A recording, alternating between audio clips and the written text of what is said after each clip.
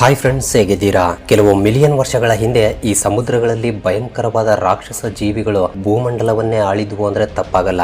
So ಅವುಗಳ ರೂಪವನ್ನ ಮತ್ತು ಅವು ಮಾಡುವ ದಾಳಿಗಳನ್ನ ನೋಡಿದ್ರೆ ಖಂಡಿತ ಆಶ್ಚರ್ಯಕ್ಕೆ ಗುರಿ ಆಗ್ತೀವಿ. ಸೊ ಇವತ್ತು ನಾವು ಈ ವಿಡಿಯೋದಲ್ಲಿ ಅಂತಹ ಭಯಂಕರವಾದ ಮಾನ್ಸ್ಟರ್ ಗಳ ಬಗ್ಗೆ ತಿಳಿದುಕೊಳ್ಳೋಣ. ಆದ್ರಿಂದ ವಿಡಿಯೋ ತುಂಬಾ ಇಂಟ್ರೆಸ್ಟಿಂಗ್ ಅಂಡ್ ಇನ್ಫಾರ್ಮೇಟಿವ್ ಆಗಿರುತ್ತೆ. ಮಿಸ್ ಮಾಡದ ಕೊನೆವರೆಗೂ ನೋಡಿ. ಹಾಗೆ ವಿಡಿಯೋ ಇಷ್ಟವಾದ್ರೆ ತಪ್ಪದೆ ವಿಡಿಯೋಗೆ ಒಂದು ಲೈಕ್ ಕೊಟ್ಟು ನಮ್ಮನ್ನು ಸಪೋರ್ಟ್ ಮಾಡೋದನ್ನ ಮಾತ್ರ ಮರಿಬೇಡಿ. ಸೊ ಲೇಟ್ ಮಾಡದೆ let's get it to the video.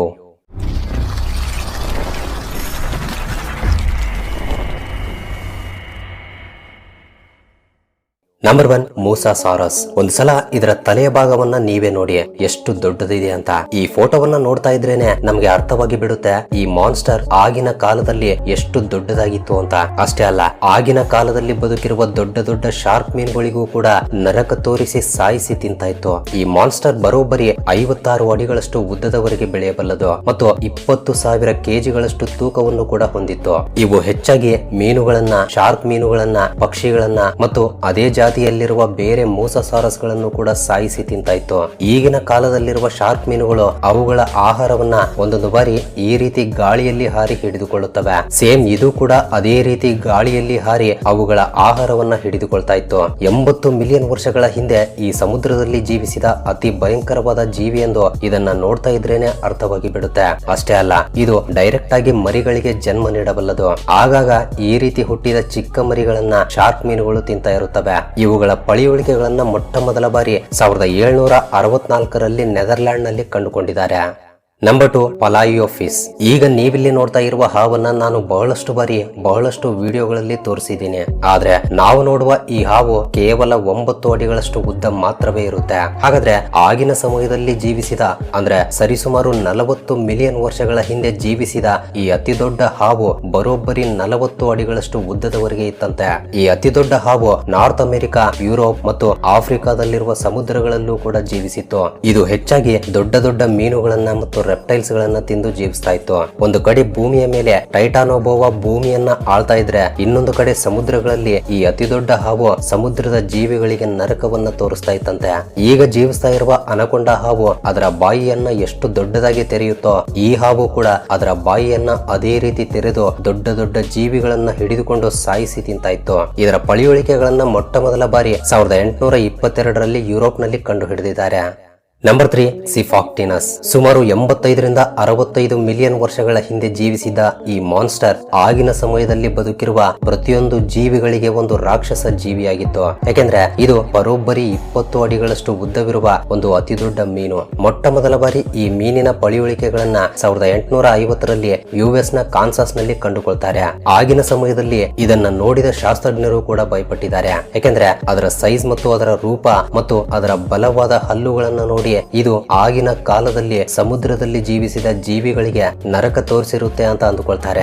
ಅಷ್ಟೇ ಅಲ್ಲ, ಇದು ಗೋಸುಂಬೆಯಂತೆ ಬಣ್ಣಗಳನ್ನು ಕೂಡ ಬದಲಾಯಿಸ್ತಾ ಒಂದು ಕಡೆ ಅದರ ಶತ್ರುಗಳಿಗೆ ಕಾಣಿಸದ ಹಾಗೆ ತಿರುಗಬಲ್ಲದು, ಇನ್ನೊಂದು ಕಡೆ ಅದರ ಪ್ರಿಡೇಟರ್ ಗಳಿಗೆ ಕಾಣಿಸದ ಹಾಗೆ ಸಡನ್ ಆಗಿ ಅವುಗಳ ಮೇಲೆ ದಾಳಿ ಮಾಡಿ ಸಾಯಿಸಬಲ್ಲದು. ಈ ಮೀನು ಬರೋಬ್ಬರಿ 10 ಅಡಿಗಳಷ್ಟು ಉದ್ದವಿರುವ ಮೀನನ್ನು ಕೂಡ ಒಂದೇ ಬಾರಿ ನುಂಗಬಲ್ಲದು. ಅಷ್ಟೇ ಅಲ್ಲ, ಇದರ ವೇಗ ಗಂಟೆಗೆ ಸರಿಸುಮಾರು 60 ಕಿಲೋಮೀಟರ್ ಇರುತ್ತೆ. ಸೊ ಇಷ್ಟೊಂದು ಭಯಂಕರವಾಗಿ ಕಾಣಿಸ್ತಾ ಇರುವ ಈ ಮಾನ್ಸ್ಟರ್ ನಾರ್ತ್ ಅಮೆರಿಕದ ಸಮುದ್ರಗಳಲ್ಲಿ ಜೀವಿಸಿತ್ತು.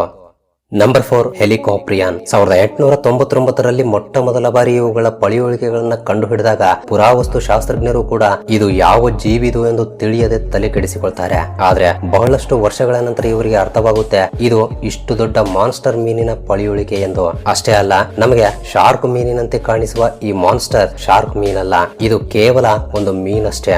ಸರಿಸುಮಾರು 290 ಮಿಲಿಯನ್ ವರ್ಷಗಳ ಹಿಂದೆ ಈ ವಿಚಿತ್ರವಾದ ಮೀನು ಕೂಡ ಸಮುದ್ರದಲ್ಲಿ ಜೀವಿಸಿತ್ತು. ಇದರ ಹಲ್ಲುಗಳು ಈ ರೀತಿ ವಿಚಿತ್ರವಾಗಿರೋದ್ರಿಂದ ಇದು ಮೃದುವಾದ ದೇಹವನ್ನ ಹೊಂದಿರುವ ಜೀವಿಗಳನ್ನ ಮಾತ್ರವೇ ತಿಂತಾ ಇತ್ತು. ಅಂದ್ರೆ ಆಕ್ಟೋಪಸ್, ಸ್ಕ್ವಿಡ್ ಗಳಂತಹ ಜೀವಿಗಳನ್ನ ಮಾತ್ರವೇ ಜಾಸ್ತಿಯಾಗಿ ತಿಂತಾ ಇತ್ತು, ಅದು ಕೂಡ ಇಷ್ಟು ದಾರುಣವಾಗಿ ಸಾಯಿಸಿ. ಇದಕ್ಕೆ ಯಾವ್ದಾದ್ರು ಜೀವಿ ಕಾಣಿಸಿತು ಅಂದ್ರೆ ಅದರ ಗರಗಸದ ಚಕ್ರದಂತಿರುವ ಹಲ್ಲುಗಳಿಂದ ಈ ರೀತಿ 2 ತುಂಡುಗಳಾಗಿ ಮಾಡಿ ಸಾಯಿಸಿ ತಿಂತಾ ಇತ್ತು. ಹಾಗಂತ ಇದು ತುಂಬಾ ಚಿಕ್ಕ ಮೀನು ಅಂತ ಅಂದುಕೊಳ್ಬೇಡಿ, ಇದು ಬರೋಬ್ಬರಿ 30 ಅಡಿಗಳಷ್ಟು ಉದ್ದದವರೆಗೆ ಬೆಳೆಯಬಲ್ಲದು. ನಂಬರ್ 5 ಶಾಸ್ತಾಸಾರಸ್. ಇದರ ಅತಿದೊಡ್ಡ ಆಕಾರದಿಂದಲೇ ಭಯ ಹುಟ್ಟಿಸುವ ಈ ಅತಿದೊಡ್ಡ ಸಮುದ್ರದ ರೆಪ್ಟೈಲ್ 215 ಮಿಲಿಯನ್ ವರ್ಷಗಳ ಹಿಂದೆ ಸಮುದ್ರದಲ್ಲಿ ಜೀವಿಸಿತ್ತು. ಅಷ್ಟೇ ಅಲ್ಲ, ಇದು ಬರೋಬ್ಬರಿ 85 ಅಡಿಗಳಷ್ಟು ಉದ್ದವಿರುವ ಒಂದು ಅತಿದೊಡ್ಡ ಸೀ ಮಾನ್ಸ್ಟರ್ ಅಂತಾನೆ ಹೇಳ್ಬೋದು. ಈ ಮಾನ್ಸ್ಟರ್ ನ ರೂಪ ನಮಗೆ ಈಗಿನ ಡಾಲ್ಫಿನ್ ಗಳಂತೆ ಕಾಣಿಸುತ್ತೆ. ಅಷ್ಟೇ ಅಲ್ಲ, ಅವುಗಳ ಹಲ್ಲುಗಳು ಕೂಡ ಸೇಮ್ ಡಾಲ್ಫಿನ್ ಹಲ್ಲುಗಳಂತೆ ಇರುತ್ತವೆ. ಸೊ ಇಷ್ಟೊಂದು ಭಯ ಹುಟ್ಟಿಸುವ ರೂಪ ಇದ್ರೂ ಕೂಡ ಇದಕ್ಕೆ ದೊಡ್ಡ ಹಲ್ಲುಗಳಿಲ್ಲ ಅಂತ ಮಾಮೂಲಿಯಾಗಿ ನೋಡ್ಬೇಡಿ. ಯಾಕೆಂದ್ರೆ ಇದು ಯಾವ ಜೀವಿಯ ಮೇಲಾದ್ರೂ ಅಟ್ಯಾಕ್ ಮಾಡಬೇಕು ಅಂದ್ರೆ ಅದರ ಚೂಪಾದ ಮೂಗಿನಿಂದ ಬಂದು ಚುಚ್ಚಿ ನಂತರ ಅದನ್ನ ಹಿಡಿದುಕೊಂಡು ಬಿಡುತ್ತೆ. ಅಷ್ಟೇ, ಅದರ ಸ್ಪೀಡ್ಗೆ ಎಂತಹ ಜೀವಿಯೇ ಆಗಿರ್ಲಿ ಅಲ್ಲೇ ಸತ್ತು ಬಿಡುತ್ತೆ. ಇವುಗಳ ಪಳಿಯುಳಿಕೆಗಳನ್ನ ಮೊಟ್ಟ ಮೊದಲ ಬಾರಿ 1920ರಲ್ಲಿ US ನಲ್ಲಿರುವ ನೆವಾಡಾದಲ್ಲಿ ಕಂಡುಕೊಳ್ಳಲಾಗಿದೆ. ಅದೇ ರೀತಿ ಇದು ಗಂಟೆಗೆ 40 ಕಿಲೋಮೀಟರ್ ಸ್ಪೀಡ್ ನಿಂದ ಈಜಬಲ್ಲದು. ಸೊ ಇಂತಹ ಜೀವಿ ಒಂದೇ ಒಂದು ಈ ಸಮುದ್ರದಲ್ಲಿ ಇದ್ರೆ ಎಲ್ಲಾ ಜೀವಿಗಳು ಭಯಪಡುತ್ತವೆ. ಅಂತದ್ದು ಆಗಿನ ಸಮಯದಲ್ಲಿ ಕೆಲವು ಸಾವಿರಾರು ಸಂಖ್ಯೆಗಳಲ್ಲಿ ಈ ಜೀವಿಗಳು ಸಮುದ್ರಗಳಲ್ಲಿ ಜೀವಿಸಿ ಬೇರೆ ಜೀವಿಗಳಿಗೆ ನರಕವನ್ನು ತೋರಿಸಿರುತ್ತವೆ. ನಂಬರ್ 6 ಡಂಕ್ಲಿಯೋಸ್ಟಿಯಸ್. ಇದರ ರೂಪವನ್ನ ಅಷ್ಟೇ ಅಲ್ಲ, ಇದರ ಪಳಿಯುಳಿಕೆಗಳನ್ನ ನೋಡಿದ್ರೂ ಕೂಡ ನಮಗೆ ತುಂಬಾ ಭಯ ಶುರುವಾಗುತ್ತೆ.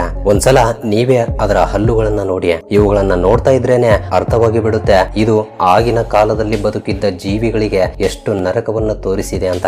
ಇದರ ಮೇಲೆ ಬೇರೆ ಜೀವಿಗಳು ಅಟ್ಯಾಕ್ ಮಾಡಬೇಕು ಅಂದ್ರೆ ತುಂಬಾ ಭಯ ಪಡ್ತಾ ಇದ್ವು. ಯಾಕಂದ್ರೆ ಇದಕ್ಕೆ ಅದರ ದೇಹದ ಮೇಲೆ ಇರುವ ಚರ್ಮ ತುಂಬಾ ಗಟ್ಟಿಯಾಗಿದ್ದು ಒಂದು ಕವಚದಂತೆ ಕೆಲಸ ಮಾಡ್ತಾ ಇತ್ತು. ಅಂದ್ರೆ ಬೇರೆ ಜೀವಿಗಳು ಇದರ ಮೇಲೆ ಅಟ್ಯಾಕ್ ಮಾಡಿದ್ರು ಕೂಡ ಇದಕ್ಕೆ ಗಾಯಗಳೇ ಆಗ್ತಾ ಇರಲಿಲ್ಲ. ಇದರ ಶಕ್ತಿಯುತವಾದ ದವಡೆಗಳಿಂದ ಇದಕ್ಕಿಂತ ಅತಿ ದೊಡ್ಡ ಜೀವಿಗಳ ಮೇಲೂ ಕೂಡ ಅಟ್ಯಾಕ್ ಮಾಡಿ ಸಾಯಿಸಿ ತಿಂತ ಇತ್ತು. ಇದರ ಬೈಟ್ ಫೋರ್ಸ್ ಬಂದ್ಬಿಟ್ಟು ಬರೋಬ್ಬರಿ 80,000 PSI ಪೌಂಡ್ಸ್ ವರೆಗೆ ಇತ್ತಂತೆ.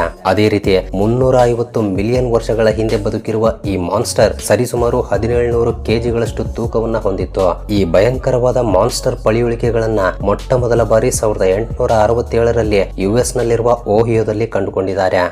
ನಂಬರ್ 7 ರೈಜೋಡಸ್. ಇದರ ಅಟ್ಯಾಕ್ ಎಷ್ಟು ಭಯಂಕರವಾಗಿರುತ್ತೆ ಅಂದ್ರೆ ಇದು ಯಾವುದಾದ್ರೂ ಜೀವಿಯನ್ನ ನೋಡಿತು ಅಂದ್ರೆ ಅದನ್ನ ಸಾಯಿಸೋವರೆಗೆ ಬಿಡಲ್ಲ.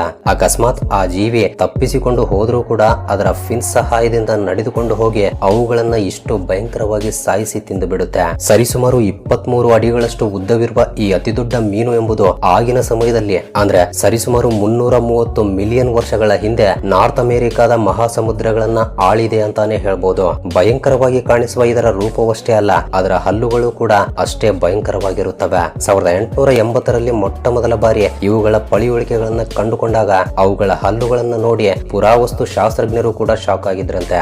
ಆದ್ರೆ ಆಗಿನ ಕಾಲದಲ್ಲಿರುವ ಈ ಮೀನುಗಳಿಗಿಂತ ಅತಿ ದೊಡ್ಡ ಮಾನ್ಸ್ಟರ್ಗಳು ಸಮುದ್ರಗಳಲ್ಲಿ ಜೀವಿಸೋದ್ರಿಂದ ಈ ಮೀನು ಅವುಗಳಿಗೆ ಆಹಾರವಾಗಿ ನಿಧಾನವಾಗಿ ಕಣ್ಮರೆಯಾಗಿ ಬಿಟ್ಟಿದೆ.